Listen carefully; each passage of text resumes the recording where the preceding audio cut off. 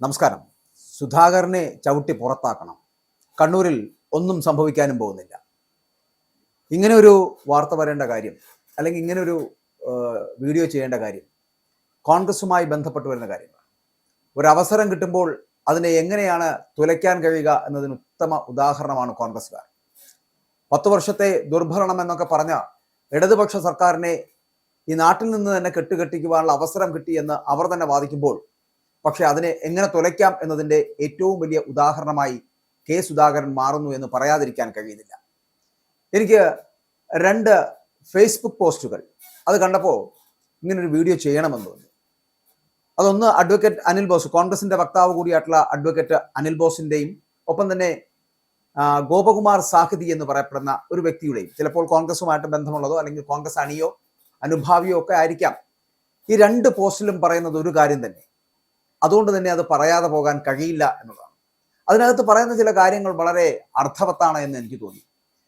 10-60 വർഷം പാർട്ടിക്ക് വേണ്ടി ജീവിതം ഹോമിച്ചിട്ടും ഒരു പഞ്ചായത്ത് അംഗമോ അല്ലെങ്കിൽ പാൽ സൊസൈറ്റിയിലെ ബോർഡ് അംഗമോ പോലും ആകാൻ കഴിയാതെ എരിഞ്ഞടങ്ങിയ ലക്ഷക്കണക്കിന് മനുഷ്യരുടെ പാർട്ടിയാണ് കോൺഗ്രസ്. എന്നാൽ ആ പാർട്ടി ഇന്ന് അഭിമുഖീകരിക്കുന്ന ഏറ്റവും വലിയ പ്രതിസന്ധി നേതാക്കന്മാരുടെ കുത്തിക്കഴപ്പാണ്. അത് പറയാതിരിക്കാൻ കഴിയില്ല. അവിടെയാണ് അനിൽ ബോസ് എഴുതിയ അല്ലെങ്കിൽ ഗോപകുമാർ സാഹിതി എഴുതിയ ഫേസ്ബുക്ക് പോസ്റ്റ് ശ്രദ്ധേയമാവുന്നത്. അനിൽ ബോസ് ഇങ്ങനെയാണ് പറയുന്നത്: കോൺഗ്രസ് പ്രവർത്തകരുടെ വികാരം എല്ലാ നേതാക്കളും മനസ്സിലാക്കണം. അറുവായ നാൾ മുതൽ കോൺഗ്രസിന്റെ കൊടി പിടിച്ച് 40 ആണ്ടുകളായി രാഷ്ട്രീയ പ്രവർത്തനം നടത്തുന്ന ആളാണ് ഞാൻ. ചെറുതും വലുതുമായ ഉത്തരവാദിത്തങ്ങൾ കിട്ടിയിട്ടുണ്ട്. അർഹതപ്പെട്ട പലതും കിട്ടിയിട്ടില്ല. പരാതിയോ പരിഭവമോ പറഞ്ഞിട്ടുമില്ല. സീറ്റ് കിട്ടണമെന്ന ആത്മാർത്ഥമായ ആഗ്രഹമുണ്ട്. സീറ്റ് കിട്ടും, കിട്ടാതിരിക്കും, പദവികൾ വരും പോകും. ആവശ്യങ്ങൾ ആഗ്രഹങ്ങൾ പറയുന്നതിൽ തെറ്റില്ല. അതിനുവേണ്ടി പരിശ്രമിക്കുന്നതിലും തെറ്റില്ല. ഇഷ്ടമില്ലാത്ത ഏതെങ്കിലും ഒന്ന് സംഭവിച്ചു പോയാൽ, ആഗ്രഹിക്കുന്നത് എന്തെങ്കിലും ഒന്ന് നടക്കാതെ പോയാൽ ഉടൻ തന്നെ പാർട്ടിയെയും നേതാക്കളെയും വെല്ലുവിളിച്ച് പാർട്ടി പ്രവർത്തകരുടെ ആത്മവിശ്വാസം തകർക്കുന്നവർ ആരായാലും ആദ്യം അവരെ പടിക്ക് പുറത്ത് നിർത്തുക. അതിന് മുഖം നോക്കേണ്ടതില്ല. അത് KPCC ആയാലും DCC ആയാലും AICC ആയാലും. ഒന്നോർക്കുക, ഇത് കോൺഗ്രസിന്റെയും UDFന്റെയും കേരളത്തിന്റെയും ഭാവി നിശ്ചയിക്കുന്ന വലിയ പോരാട്ടമാണ്. നാടൻ ഭാഷയിൽ പറഞ്ഞാൽ ജീവൻ മരണ പോരാട്ടമാണ് നടക്കുന്നത് എന്ന ബോധ്യത്തോടെ അതോടുകൂടി വേണം ഈ തെരഞ്ഞെടുപ്പിനെ കാണാൻ. ചുമ്മാതാരും 100 സീറ്റിംഗ് എടുത്ത് തരികയില്ല. ചെയ്യേണ്ട ജോലി ചെയ്യണം. തെരഞ്ഞെടുപ്പിന് പട നയിക്കേണ്ടവർ പടവാളെടുത്താൽ വിനാശകാലേ വിപരീത ബുദ്ധി എന്നാണ് പറയാനുള്ളത്.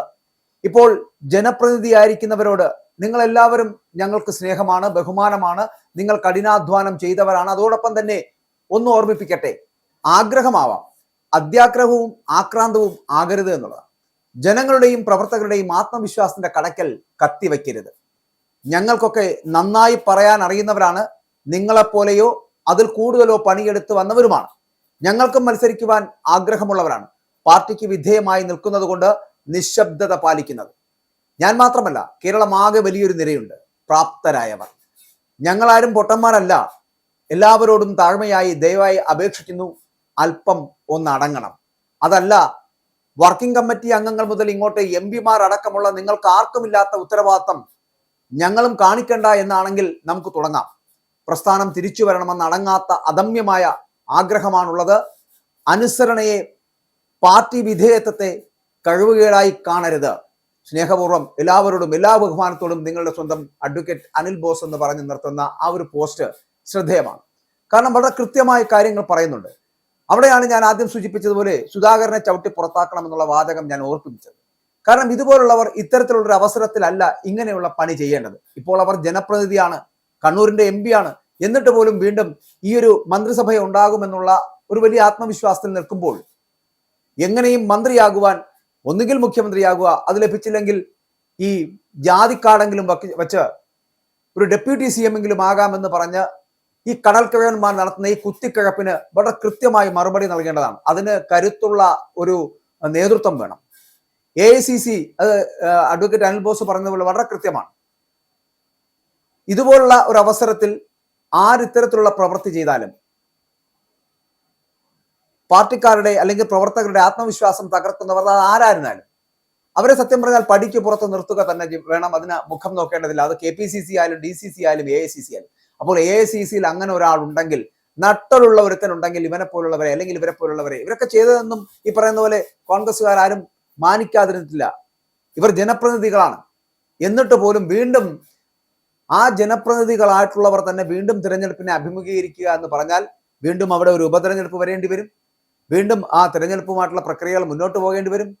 എന്തിനു വേണ്ടിയിട്ടാണ്? അപ്പോൾ അധികാര കൊതിയന്മാരായ ഇതുപോലുള്ളവരെ ചവിട്ടി പുറത്താക്കുക തന്നെ വേണം.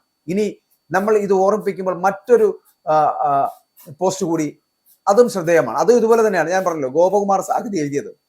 50-60 വർഷം പാർട്ടിക്ക് വേണ്ടി ജീവിതം ഹോമിച്ചിട്ടും പഞ്ചായത്ത് അംഗമോ പാൽ സൊസൈറ്റിയുടെ ബോർഡ് അംഗമോ പോലും ആകാൻ കഴിയാതെ എരിഞ്ഞടങ്ങിയ ലക്ഷക്കണക്കിന് മനുഷ്യരുടെ പട്ടടയിലേക്ക് ശ്രീ കെ സുധാകരൻ കാർക്കിച്ചു തുപ്പരുത് എന്ന് പറഞ്ഞുകൊണ്ട് എഴുതുന്ന ഒരു പോസ്റ്റ്. 20 വർഷം മുൻപെങ്കിലും അദ്ദേഹത്തെ KPCC അധ്യക്ഷനാക്കേണ്ടിയിരുന്നു എന്ന അഭിപ്രായമുള്ള ലക്ഷങ്ങളുണ്ട് ഈ നാട്ടിൽ. പ്രസിഡന്റ് പദത്തിലെത്തി അധികം വൈകാതെ തന്നെ കടമകൾ നിർവഹിക്കുവാൻ വേണ്ട ശാരീരിക മാനസിക അവസ്ഥയിലല്ല താനെന്ന് അദ്ദേഹം തെളിയിക്കുകയും ചെയ്തു. അവസാന നിമിഷം വരെ അനാവശ്യ ആശയക്കുഴപ്പങ്ങൾ ഉണ്ടാക്കിയിട്ടും കണ്ണൂരിൽ പാർലമെന്റ് സീറ്റ് നൽകി വിജയിപ്പിച്ചത് ഈ പാർട്ടിയാണ് എന്ന് മറന്നു പോകരുത്. പ്രസിഡന്റ് പദവിയിൽ നിന്നും മാറ്റപ്പെട്ട അതേ നിമിഷം തന്നെ അദ്ദേഹത്തെ വർക്കിംഗ് കമ്മിറ്റി മെമ്പറാക്കി മാറ്റി ഈ പാർട്ടി. ഇവിടെ യൂത്ത് കോൺഗ്രസിന്റെ സ്ഥാപക നേതാക്കൾ കൂടിയായിട്ടുള്ള മുല്ലപ്പള്ളിക്കും VM സുധീരനും MM ഹസനും ഒന്നും നൽകാത്ത പരിഗണന അത് ഇയാൾക്ക് നൽകി. പാർട്ടിയുടെ തീരുമാനം അംഗീകരിക്കുവാനുള്ള മാനസികാവസ്ഥയിലേക്ക് ഇദ്ദേഹം മാറണം. ഇല്ലെങ്കിൽ അങ്ങനെ മാറ്റാൻ ചുറ്റും നിൽക്കുന്നവർ അദ്ദേഹത്തോട് ആവശ്യപ്പെടണം. 10 കൊല്ലത്തെ കിരാത ഭരണത്തിന്റെ ദുരന്ത ഫലം അനുഭവിച്ചവരുടെ പിന്തുണ കൊണ്ടാണ് ലക്ഷങ്ങളുടെ ഭൂരിപക്ഷത്തോടെ KS ഉൾപ്പെടെയുള്ളവർ MP-മാരായത് എന്ന് മറന്നു പോകരുത്. ഉപതെരഞ്ഞെടുപ്പുകളിൽ വിജയം കൊയ്തത് എന്തുകൊണ്ടാണെന്ന് മനസ്സിലാക്കുക. തദ്ദേശ തെരഞ്ഞെടുപ്പിൽ ഏറെ മുന്നിലെത്തിയത് എന്തുകൊണ്ടാണെന്ന് തിരിച്ചറിയുക. നിർണായക സമയത്തുള്ള വിനാശകാരമായിട്ടുള്ള ഇത്തരത്തിലുള്ള നിലപാടുകൾ അദ്ദേഹം അവസാനിപ്പിക്കേണ്ടതാണ്. പാർട്ടി തീരുമാനത്തിനൊപ്പം നിൽക്കാതെ കുന്നായ്മയുമായി ഇറങ്ങിത്തിരിച്ചാൽ പിണറായിസത്തിന്റെ വക്താവാണ് എന്നായിരിക്കും ചരിത്രം അദ്ദേഹത്തെ വിലയിരുത്താൻ പോകുന്നത്. KS ഇന്നലകളിൽ പറഞ്ഞു നടന്ന CPM വിരുദ്ധത ആളെ പറ്റിക്കുവാനുള്ള സൂത്രമായിട്ടാകും മറ്റുള്ളവർ കരുതുക.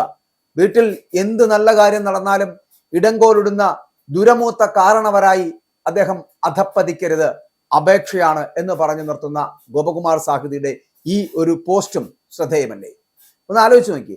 ഇത്രയൊക്കെ അവസരങ്ങൾ മറ്റുള്ള എത്രയോ പേർ, ലക്ഷക്കണക്കിന് പേരുടെ ഒരു പ്രസ്ഥാനമാണ്, അവരുടെ ആശയവും ആവേശവുമാണ് കോൺഗ്രസ് എന്ന് പറയപ്പെടുന്ന പ്രസ്ഥാനം. അതിൽ തർക്കമില്ല.